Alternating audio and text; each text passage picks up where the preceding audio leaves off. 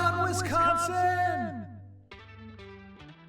Hey, welcome back to the channel. We are headed to a deep charge. Battery is down around 15% as we're driving here, and we are going to get it down to 10%, and we're going to charge in Mount Horeb, like that bolt that was right in front of us there. We're going to charge at the Kwik Charge in Mount Horeb and go from 10 to 80%. We'll get some times. We will kind of just see how fast it goes and what the car pulls from this, with an ideal battery temperature in the middle of winter. Just got the charge car soon note. So we'll have to get charging, but battery is not super warm yet, so we're going to be driving for a little bit longer, get a little bit lower. Winter sunsets are always so deceiving because it looks so nice, but the temperature is not. 9 degrees, I believe, at this point. So we're going to go to Kwik Charge. Little update if you are just first time watching this. These SK Signet machines will be capable of 400 kilowatts. Yeah, they are good machines. So what do we just drove past the Kwik Charge, right? I'm still waiting for the battery to heat up a little bit and get above 60 degrees. So let's throw it back.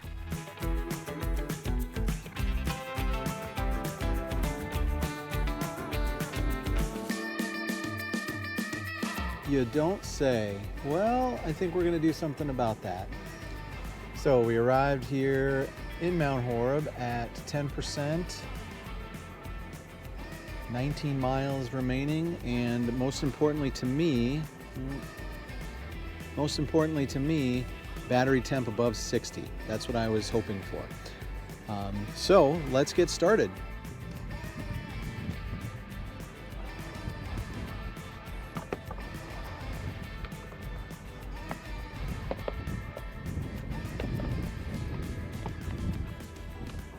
So 62.6 on the battery right now. Kwik Charge app. We're on number 3, I just happen to know. In use by us.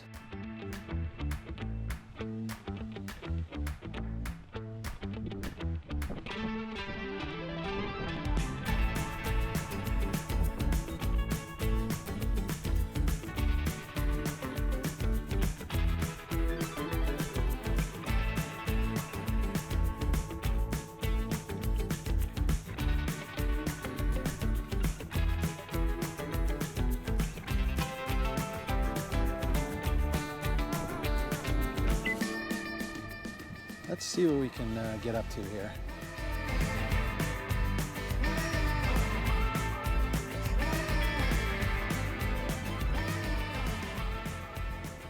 Well, 500 amps. Looks like we warmed up enough. All right, 491, whatever, close enough. So it's 9 degrees out. The wind chill right now is -9. And we're pulling 150 kilowatts. All right, so we're going to keep the vehicle off while we're charging for as long as we can and see how it goes. It is definitely chilly out, let's just say that. But I want to see if it's going to matter, I guess, over the long charge here. So it says ready in 35 minutes. And yeah, so we'll check back. Very interested to see what this curve, and hopefully I didn't screw up the recording this time. So fingers crossed.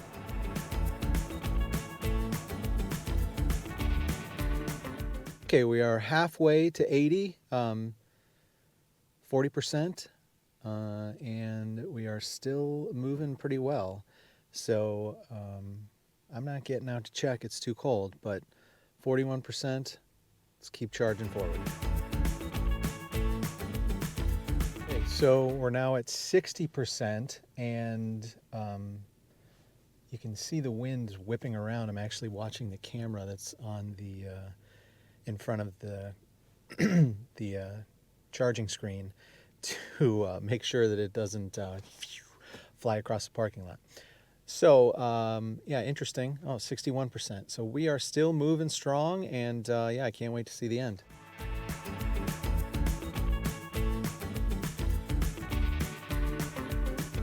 So, 79%. Pulling 70 kilowatts. Let's see. There we go. All right. Timed out. I'm going to put this together back at in my office, and let's take a look at the curve and some of the data, because I'm not doing it right here in the cold.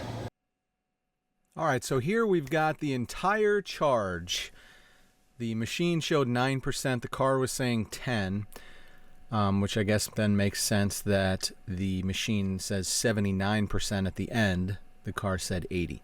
Anyway, so it took us about a minute, just over a minute, to get up over 150 kilowatts. And now you can see here we're strong into 150 for a while through the teens. And all told, we were over 100 kilowatts for 24 minutes, almost 24 minutes.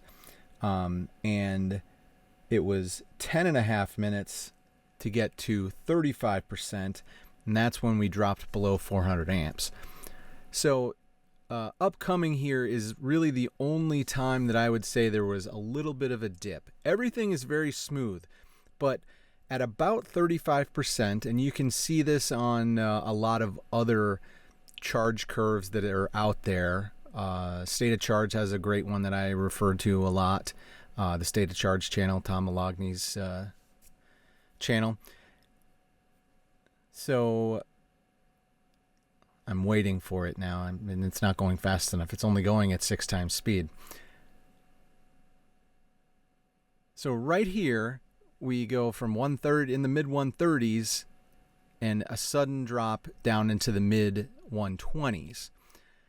So we'll see that on the charge curve, and that's really the only time where there's any sort of sudden movement at all. A little bit of a move from the mid 140s down to the low 140s at about 22%, but nothing in the terms of what you would probably consider a dip, and nothing like most people had experienced on the Equinox with summer charging. So this is probably a little bit different, right? I mean, the air temperature is, 90, 100 degrees maybe. It's lower at this point. It's only 9 degrees out when we're out here recording this. So, if you're charging your car in Arizona or in Texas in the summer and it's well over 100 degrees, well, that battery is acting different than it is here when it's 9 degrees out. The thermals just kind of react a little differently. The car did seem to try to cool the battery down at one point. I don't think that was at 35% where you would see that. I think it was later in the charge, but I did not record inside the car the entire time. So we're up almost to the 20-minute mark here, over 50%. This is going, as well as I probably could hope with this car.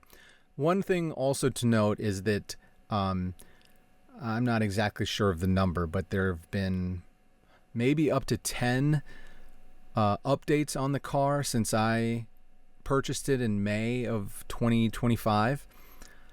And I know a lot of them noted that it was improved charging was part of the update.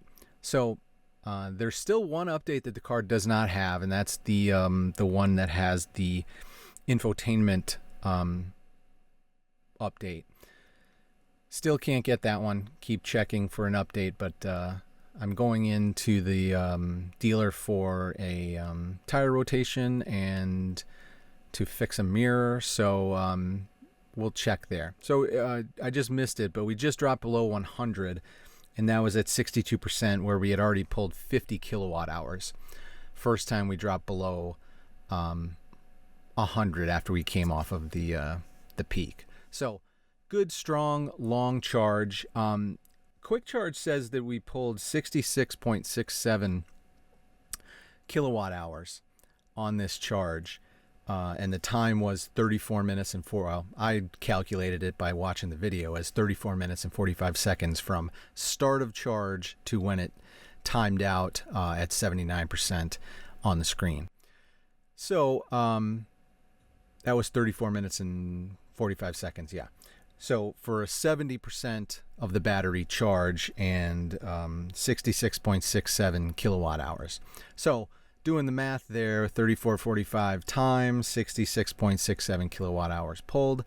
That gives an average kilowatts power of 115.11. So a good strong power that we were averaging on this charge, which makes sense if we can go 22 and a half minutes above 100, and 10 and a half minutes before we drop below 400 amps. So we're coming up on the end here, but the top speed that I saw was 155.41. I've definitely seen higher, but all in all, a great charge. Now let's take a look at the charge curve here. So this is everything. I did a text capture from the video and then plotted it out on the line. You can see we're slightly below 10% when we started, jumped right up to above 140, and then peaked out at 155.41. And then you can see there at about 34-35% where we dropped from the high 130s to the mid 120s. That's the dip I spoke of before. And then at the end, as it's kind of getting up to 80%, or, right up to the 80% stopping point, it kind of slowed down a little bit. And you can see that on other curves as well. So I think that's pretty normal behavior. So hope you enjoyed the look at the charge curve. If you have an Equinox, is this what you're seeing as well when you do a long, deep charge? Let me know down below. So there you have it. Got some data. Numbers are always fun, and of a good charge in the winter. So we will see you at the next charge.